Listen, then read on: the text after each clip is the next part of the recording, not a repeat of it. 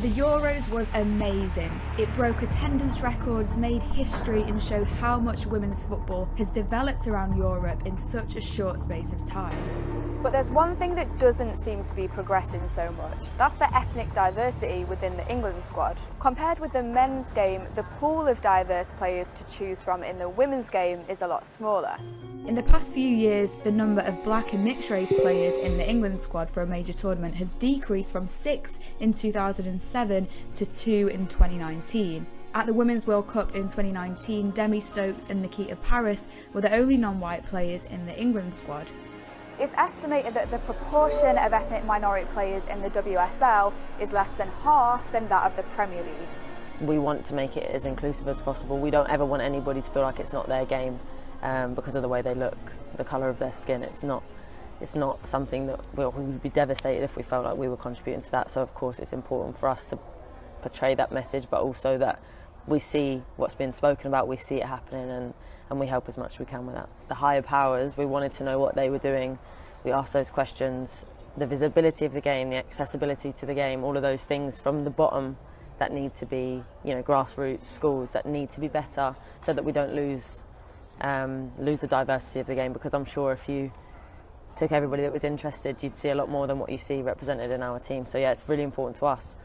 We've sort of pushed the higher powers to know what they are doing, and there are things in place, so that'll be an ongoing issue that we want to contribute to as much as possible. After the Euros win, journalist Felicia Pennant wrote about the lack of diversity, saying she was very concerned that this historic win would also be used to justify the women's game's conditional inclusivity.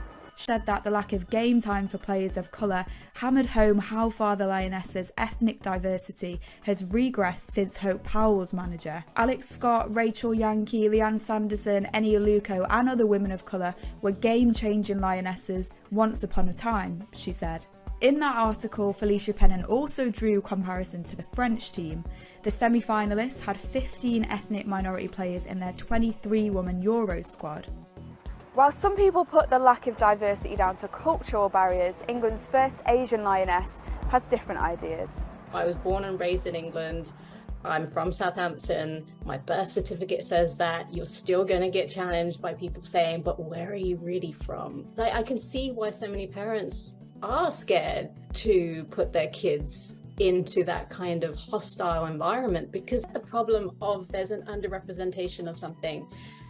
They're always trying to look at the faults in the group, right? Asians are too small, they're too frail, they only care about education. We need to stop looking at what's wrong in a group and start looking at what's wrong with the system. What are we doing to educate ourselves about anti-racism? Because anti-racism is a practice, it's kind of like yoga.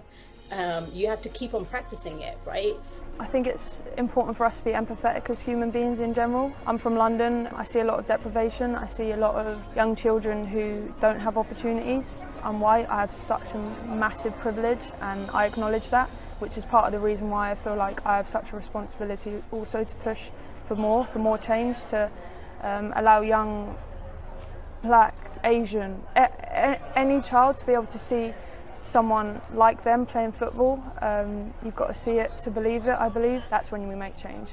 Together, collectively, and yeah, it's empowering.